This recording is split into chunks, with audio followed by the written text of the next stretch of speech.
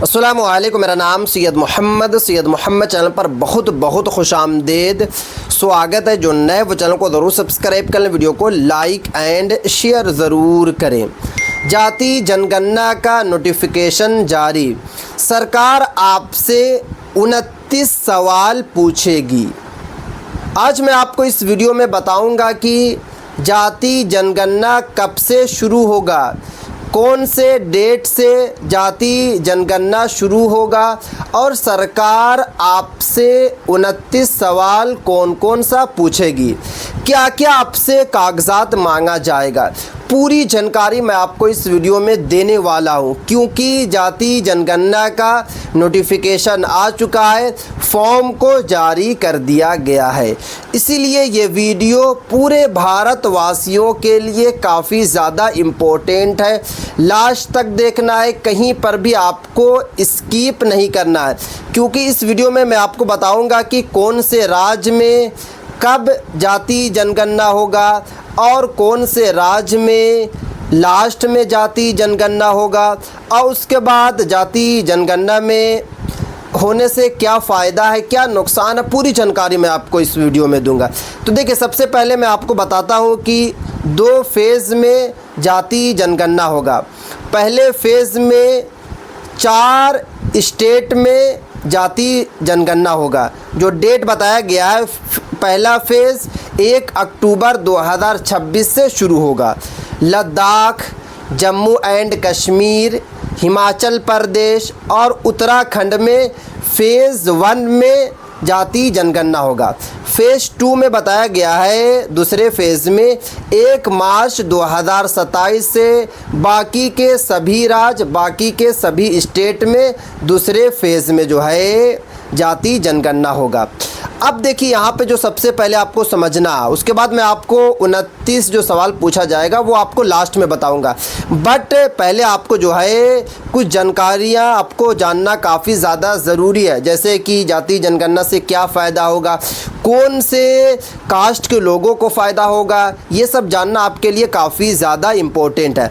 अब देखिए, बताया जा रहा है कि सरकार जो है जाति जनगणना क्यों कराती है, कराने की वजह क्या है। तो देखिए, सबसे पहले बताया जा रहा है, जाति जनगणना का मतलब है कि भारत में मौजूद हर जाति के लोगों की अलग अलग वर्गों की गिनती हो, यानी कि पता चले सरकार को कि ओबीसी कितने परसेंट है, ईबीसी कितने परसेंट है, एससी एसटी वाले कितने परसेंट है, इसीलिए जाति जनगणना कराई जाती है।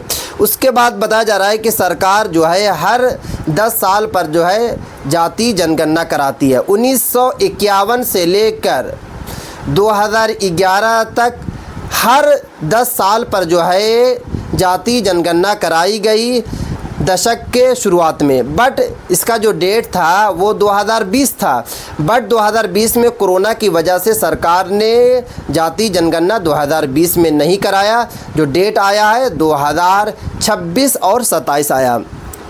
उसके बाद यहाँ पे देखिए क्या बताया जा रहा है, इस जनगणना के साथ ही भारत में अनुसूचित जाति जनजातियों का अलग अलग रिकॉर्ड प्रकाशित होता है, यानी कि अनुसूचित जाति और जनजातियों का जो है रिकॉर्ड सरकार के पास जाता है, सरकार जो है देखती है।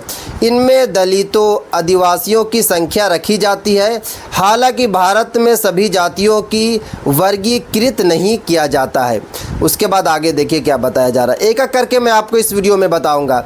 अब बात ये आती है कि जो पिछला जो जाति जनगणना हुआ था उसमें आपसे क्या सवाल पूछा गया था। तो देखिए, उसमें जो सवाल पूछा गया था, जैसे कि आपका नाम पूछा गया था, आपका जेंडर पूछा गया था, उम्र पूछी जाएगी, धर्म पूछा जाएगा, उसके बाद जो है किस जाति से आप आते हैं। घर पर जो है सरकार के अधिकारी आएंगे, जनगणना वाले अधिकारी आएंगे और आपसे ये सब सवाल पूछे जाएंगे। एससी या एसटी ये पूछा जाएगा। उसके बाद मातृभाषा पूछा जाएगा, शैक्षणिक यानी कि आप कितना तक पढ़े हुए हैं, ये 2011 में ये सब पूछा गया था। अब जो बात आती है कि 2026-27 में क्या पूछा जाएगा, तो उससे पहले एक बात और आप लोग जान लीजिए, 2011 से कितनी अलग होगी 2027 की जनगणना। 2011 में जो जनगणना हुई थी वो काफ़ी अलग तरीके से हुई थी, बट 2027 और 26 में जो शुरू होने जा रही है 1 अक्टूबर 2026 से, फ़ेज़ 1 और फ़ेज़ 2 जो है 2027 मार्च से जो शुरू होने जा रही है, उसमें देखिए क्या अलग होगा। तो सबसे पहले केंद्र इस बार जातिगत आधार पर जनगणना कराने का निर्णय लिया है। सरकार ने इस बार जो है जाति जनगणना का जो है सरकार जो है शुरुआत करेगी। यानी अब समान वर्ग के साथ अनुसूचित जाति, अनुसूचित जनजाति ही नहीं बल्कि अनपिछड़ा वर्ग ओबीसी की जानकारी भी जनगणना में शामिल की जाएगी। यानी कि इस बार क्या होगा कि इस बार जो सबसे बड़ा बदलाव जो किया गया है कि इस बार क्या होगा कि ओबीसी की भी जानकारी जो है सरकार लेगी। 1931 के बाद पहली बार जनगणना का अभियान बदला जाएगा। यानी कि 1931 में जो है बदला गया था, उसके बाद जो है 2026 में बदला जा रहा। उसके बाद सरकार को 2026 के बाद अब परिसीमन भी कराना है। ये प्रक्रिया आबादी के हिसाब से प्रतिनिधित्व देने के लिए ज़रूरी कार्यक्रम है। इसके लिए राज्यों में सीटों की संख्या की लिहाज से घटाया बढ़ाया जाएगा। भारत में फ़िलहाल 1971 की जनगणना के आधार पर ही परिसीमन लागू है। यानी कि इस बार जो जनगणना होगा उसके बाद जो है परिसीमन जो है उसको भी जो है बदलाव किया जाएगा, ये बताया जा रहा। उसके बाद जो है कि सरकार ने सितंबर 2023 में महिलाओं आरक्षण कानून को मंजूरी दे दी थी। इसमें कहा गया था कि परिसीमन के बाद देश में महिलाओं के लिए लोकसभा विधानसभाओं में 1/3 यानी 33% सीटें आरक्षित कर दी जाएगी। ये जनगणना महिला आरक्षण को लागू करने का आधार भी बनेगा। यानी कि इस बार जो है काफ़ी बड़ा बदलाव होने जा रहा है।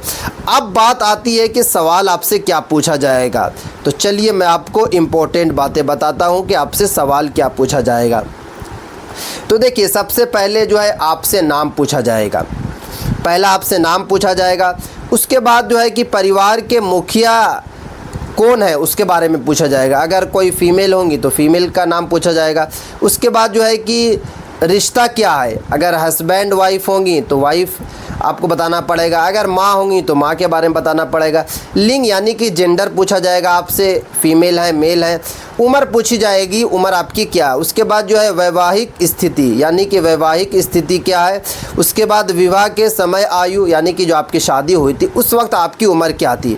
तो ये आपका सवाल 6 हो गया। उसके बाद आगे बताता हूँ, क्योंकि उसके बाद जो है कि आपसे धर्म पूछा जाएगा। उसके बाद जो है SC ST, अब इसमें सभी जातियों की डिटेल भरी जाएगी। यानी कि आपको एक फॉर्म मिलेगा, फॉर्म में ये सब आपको भरना होगा। उसके बाद अगर आप डिसेबिलिटी होंगे तो डिसेबिलिटी का आपको यस या नो बताना पड़ेगा। उसके बाद मातृभाषा आपका क्या है। उसके बाद जो है कि अन्य भाषा ज्ञान, क्या आपको इंग्लिश या फिर कोई अन्य लैंग्वेज आता है तो वो आपसे पूछा जाएगा। लिटरेसी स्टेटस पूछा जाएगा। उसके बाद बच्चे की स्कूल में उपस्थिति यानी कि बच्चे कब से स्कूल में जा रहे हैं, कब से पढ़ रहे हैं।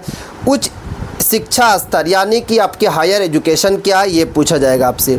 उसके बाद रोज़गार की स्थिति यानी कि आप जॉब किस तरीके की करते हैं, सरकारी करते हैं, प्राइवेट करते हैं, क्या आप बिजनेस करते हैं, आम बेचते हैं या फिर कोई कपड़े की दुकान है। ये सब पूरा डिटेल्स में पूछा जाएगा आपसे। ये नहीं कि सिर्फ आपसे पूछ लिया जाएगा कि आप बिजनेस करते हैं या फिर सरकारी जॉब है या प्राइवेट जॉब है। नहीं, अगर बिजनेस करते हैं तो क्या चीज़ का बिजनेस करते हैं और आपकी कहाँ पर दुकान है और दुकान में आपने कितने पैसे खर्च किए हैं, ये सब पूरा डिटेल्स पूछा जाएगा।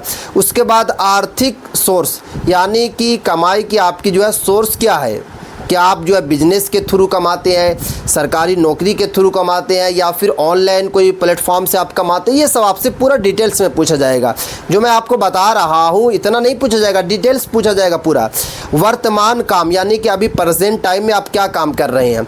उसके बाद काम की श्रेणी क्या है यानी कि किस तरीके का काम कर रहे हैं, कारपेंटर हैं या आप दर्जी हैं या फिर जो है गोल्ड स्मिथ है या फिर जो है ब्लैक स्मिथ है, क्या आपका काम है, ये सब पूछा जाएगा। उसके बाद देखिए अगर काम नहीं करते हैं तो वो भी आपसे पूछा जाएगा। काम की तलाश, अगर आप काम की तलाश में हैं तो वो भी आपसे पूछा जाएगा। उसके बाद देखिए 22वां, काम के लिए कितनी दूर और कैसे जाते हैं। यानी कि आप जॉब करते हैं या फिर आप कोई काम करते हैं तो काम के लिए आप कैसे जाते हैं? साइकिल से जाते हैं, बाइक से जाते हैं, पैदल जाते हैं, किस तरीके से जाते हैं? ऑटो से जाते हैं या वैन से जाते हैं या बस से जाते हैं? ये सब पूरा डिटेल्स आपसे पूछा जाएगा। उसके बाद आगे देखिए, जन्म स्थान यानी कि आपकी पैदाइश कहाँ की है, आप जो है कहाँ पैदा हुए, ये आपसे पूछा जाएगा। माइग्रेशन की स्थिति, माइग्रेशन का मतलब होता है कि आपने कहाँ से कहाँ ट्रांसफ़र लिया। जैसे कि एक मिसाल है कि मेरी जो पैदाइश थी, एक मिसाल है दिल्ली की है, अब मैं बिहार में शिफ्ट हो जाऊँगा तो मुझे जो है ये वाला माइग्रेशन दिखाना पड़ेगा कि मैं जो है अब जो है दिल्ली से गांव में यानी कि बिहार में शिफ्ट हो गया, ये भी आपको दिखाना होगा। अगर देश छोड़ा तो क्यों छोड़ा, अगर आपने देश छोड़ा तो क्यों छोड़ा, कितने समय के लिए छोड़ा, देश आप कितने समय के लिए छोड़ा।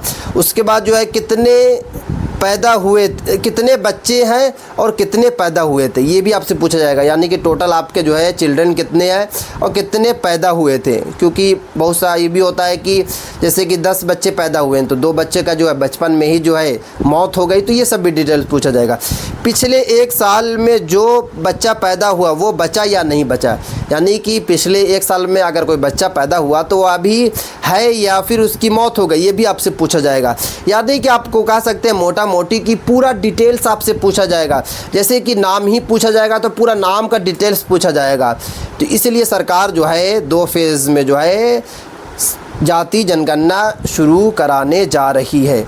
तो ये थी आज की काफ़ी इंपॉर्टेंट वीडियो। अगर अभी तक आपने चैनल को सब्सक्राइब नहीं किया तो चैनल को आप सब्सक्राइब कर लें, बेल आइकन को ज़रूर प्रेस कर लें और इस वीडियो को जो है ज़्यादा से ज़्यादा शेयर करें, क्योंकि ये वीडियो काफ़ी ज़्यादा इंपॉर्टेंट है पूरे भारतवासियों के लिए।